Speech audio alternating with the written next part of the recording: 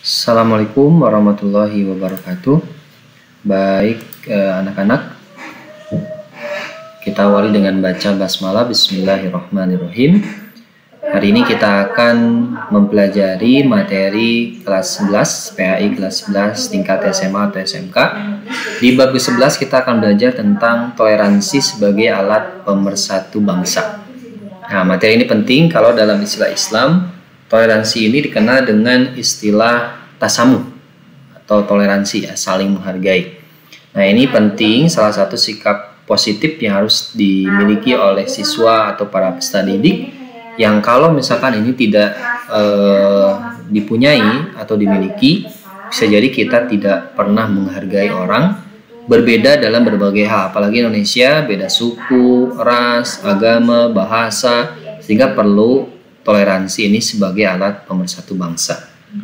Baik, kita lihat, kita coba awali dari mengamati gambar. Nah, ini suasana Idul Fitri saling bersalaman.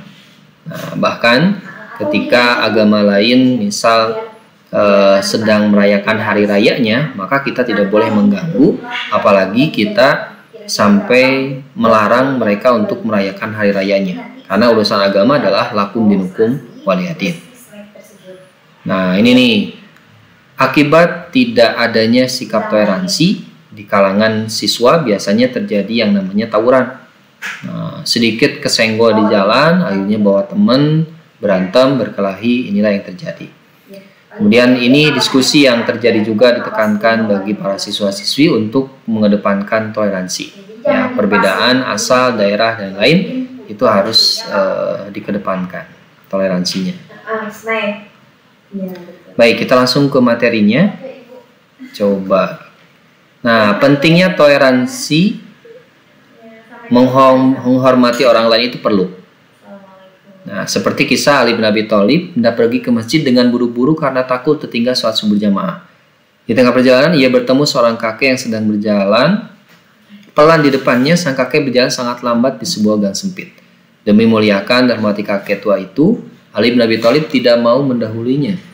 Meskipun terdengar di masjid sudah iqomah, ketika sampai di dekat pintu masjid, si kakek tua itu justru berjalan terus saja. Ternyata kakek tua itu beragama Nasrani.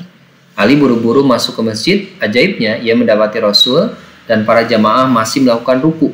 Ali pun ikut ruku sampai selesai hingga Ali bin Abi Thalib ikut berjamaah. Sehabis sholat, para sahabatnya bertanya, "Wahai Rasulullah, mengapa tadi rukunya lama? Padahal Anda belum pernah melakukan hal itu sebelumnya."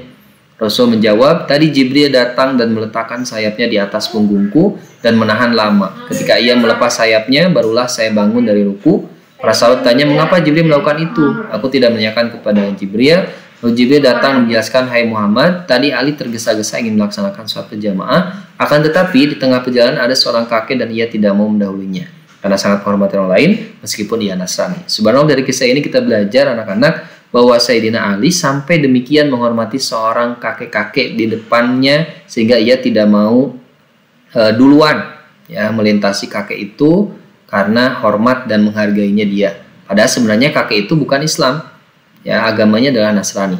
Sampai-sampai sholat pun itu Rasul rukunya lama, ya, karena ada ilham dari malaikat Jibril untuk menunggu Sayyidina Ali. Nah, ini pentingnya toleransi, ya, sangat penting dalam kehidupan manusia. Nah, terkait tentang toleransi, Allah menegaskan dalam firman-Nya, "Wa minhum may yu'minu bihi wa minhum man la yu'minu bihi wa rabbuka a'lamu bil mufsidin. Wa in kadzabuka faqulli amali wa lakum amalukum antum bari'una mimma a'malu wa ana bari'um mimma ta'malun." Nah, ini ayat yang berkaitan dengan toleransinya, ya. Artinya, di antara mereka ada seorang beriman kepada Al-Quran dan di antara pula orang yang tidak beriman. Dan jika mereka mendustakan Muhammad, maka katakanlah, bagiku pekerjaanku dan bagimu pekerjaanmu. Kamu tidak bertanggung jawab terhadap apa yang aku kerjakan, dan aku pun tidak bertanggung jawab terhadap apa yang kamu kerjakan. Nah, ini, ya, terkait tentang toleransi. Dari ayat tersebut bisa disimpulkan beberapa hal. Pertama, umat manusia yang hidup setelah diutusnya Nabi Muhammad terbagi menjadi dua golongan. Ada yang beriman terhadap kebenaran Rasul, ada yang tidak beriman. Allah Maha mengetahui sikap perilaku orang beriman. Yang hidup di dunia senantiasa bertakwa, orang beriman harus tegas dalam pendiriannya. Menghindarkan diri dari pelaku tindak kekerasan. Ini salah satu ya, bahwa kita punya sikap toleransi, jangan sampai kekerasan dikedepankan sehingga image buruk yang itu sudah di-blend oleh Barat ke Islam. Kita harus buktikan bahwa Islam itu penuh dengan toleransi, yang teroris itu bukan ajaran Islam, tapi itu adalah oknum-oknum yang mengatasnamakan dirinya Islam. Nah, itu ya anak-anak, jadi dipastikan seperti itu, jangan sampai kita salah paham terkait tentang toleransi. Itu saja, mudah-mudahan bermanfaat. Terima kasih. Assalamualaikum warahmatullahi wabarakatuh.